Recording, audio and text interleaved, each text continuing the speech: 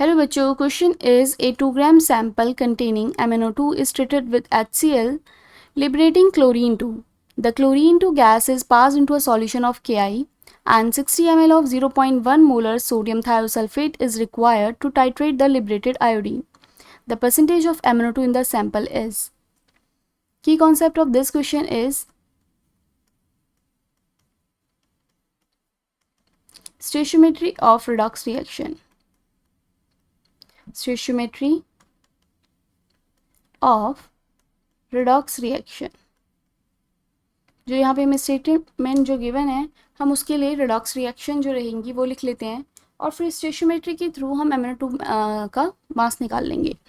तो मेरे पास MnO2 की रिएक्शन अगर हम करवाते हैं किससे, HCl के साथ, तो क्या मिलेगा मुझे, MnCl2 chlorine 2 and H2। And जो लिबरेटेड क्लोरीन 2 है इसकी रिएक्शन किसके साथ करवाई है, Ki के साथ, पोटेशियम आयोडाइड के साथ। और क्या लिबरेटेड हुआ है यहाँ पे, I2 आयोडीन। तो मेरे पास यहाँ पर जो आयोडीन लिबरेटेड हुई है इसको हमने किससे ट्रीट करवाया है, सोडियम थायोसल्फेट से। सोडियम थायोसल्फेट के साथ रिएक्शन करने के बाद यहाँ पे मुझे क्या मिलेगा, sodium iodide and sodium tetrathionate Na2S4O6। तो यहाँ पे सोडियम थायोसल्फेट का मुझे मोलैरिटी एंड वॉल्यूम गिवन है। यहाँ से मैं कैलकुलेट कर सकती हूँ कि अगर number of mole sodium thiosulphate कितने हैं।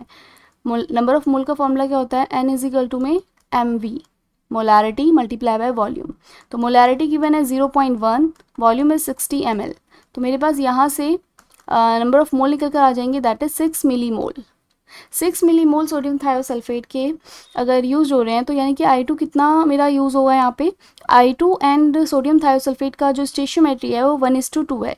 यानी कि 1 मोल ऑफ आयोडीन के लिए 2 mole of sodium thiosulphate require है। तो अगर सोडियम थायोसल्फेट के 6 मिलीमोल हैं तो आयोडीन के कितने मोल मेरे यहाँ से यूज़ हुए होंगे, 3 मिलीमोल। आयोडीन 3 मिलीमोल है तो ये क्लोरीन 2 से मेरे पास यहाँ से आया है, तो क्लोरीन 2 के भी कितने मिलीमोल होंगे यहाँ पे, 3 मिलीमोल, क्योंकि आयोडीन कितना है मेरा, 3 मिलीमोल। तो क्लोरीन 2 भी कितना यहाँ पे यूज़ हुआ होगा, 3 मिलीमोल। और क्लोरीन 2 लिबरेट हुआ MnO2 की रिएक्शन के साथ, यानी कि क्लोरीन 2 भी जो है वो कितना रहा होगा मेरा, यहाँ पे 3 मिलीमोल निकला होगा। और ये किससे निकला है मेरा, MnO2 से। तो MnO2 भी कितना है मेरी रिएक्शन में मेरा पास, 3 मिलीमोल। यानी कि MnO2 मेरे पास यहाँ पर कितना होगा, 3 मिलीमोल। मास निकाल रहे थे हम, mass of MnO2। Manganese oxide का जो मास है वो कितना रहा होगा, 3 मिलीमोल है। तो 3 मिलीमोल को हम मल्टीप्लाई करेंगे MnO2 के मोलर मास से। MnO2 का मोलर मास जो होता है वो क्या होगा मेरे पास, मैग्नीज ऑक्साइड का मोलर मास है 87, मैग्नीज का होगा हमारा कितना, 55 एंड 32 ऑक्सीजन का, दोनों को ऐड कर देंगे तो मेरे पास MnO2 का मास आ जाएगा, मोलर मास 87। क्योंकि वेट निकालने के लिए वेट ऑफ MnO2 का वेट अगर मुझे निकालना है तो मेरे पास जो फॉर्मूला होता है वो क्या होता है, number of mole multiply by molar mass. तो यहाँ पे मेरे पास इसको सॉल्व करेंगे तो आंसर आ जाएगा आपका 0.261 ग्राम। यानी कि 0.261 ग्राम जो मेरा है वेट MnO2 का वो है।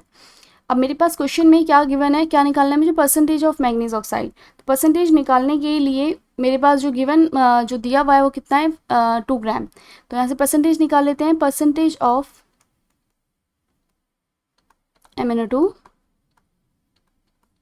जो मेरा निकल कर आया 0.261 ग्राम और जो मेरा गिवन है 2 ग्राम मल्टीप्लाई बाय 100, परसेंटेज मेरे पास आ जाएगी 13%। यानी कि MnO2 का जो परसेंटेज है सैंपल में वो कितना है, 13%। So our answer is 13%. Hope you understand.